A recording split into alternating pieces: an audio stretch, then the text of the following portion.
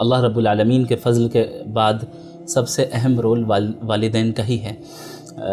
میری والدہ بھی الحمدللہ دینی گھرانے سے تعلق رکھتی ہیں، اور والد صاحب بھی الحمدللہ دیندار ہیں، بزنس مین ہیں وہ، اور دین کی دعوت کے کام میں بہت آگے ہیں الحمدللہ، متحرک ہے تقریباً پچھلے 50 سالوں سے۔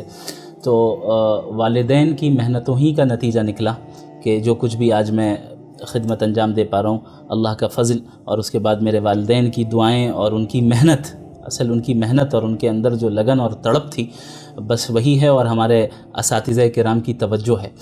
میرے والد صاحب تو اتنا زیادہ الحمدللہ اس چیز کی طرف متوجہ رہتے ہیں کہ انہوں نے مجھ سے یہ تک کہا ہے کہ ہمارا آپ سے کوئی مطالبہ نہیں ہے کہ آپ کما کر ہمیں پیسے دیں، ماشاءاللہ، یعنی وہ میری ذمہ داری ہے کہ میں آپ کو سیٹ کروں گا، آپ کو کمانے کی فکر نہیں کرنی، آپ کو دین کا کام کرنا ہے۔ ماشاءاللہ تبارک اللہ۔ یہی کچھ حال میری والدہ کا بھی الحمدللہ، بچپن سے اس طرح کا ماحول میرا۔ والدہ نے بھی اکثر مجھ سے ایک مرتبہ مجھے یاد ہے کہ انسان کی طبیعت میں نشیب و فراز جو ہے وہ سے انسان گزرتا ہے، اور قبض و بسط کی کیفیت آتی ہے۔ کبھی کبھی ایسا ہوتا ہے کہ انسان تھوڑا ڈاؤن فیل کر رہا ہے، کبھی سوچنے پر مجبور بھی ہوتا ہے انسان کہ میں جو کر رہا ہوں اسے کنٹینیو کرنا چاہیے یا نہیں کرنا چاہیے، صحیح ڈائریکشن پہ جا رہا ہوں یا نہیں جا رہا ہوں۔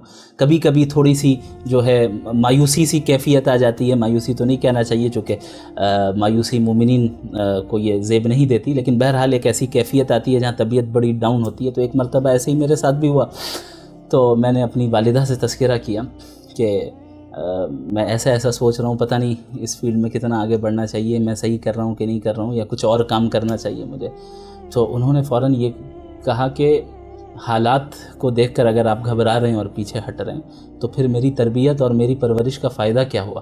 ہم نے کیوں پالا آپ کو؟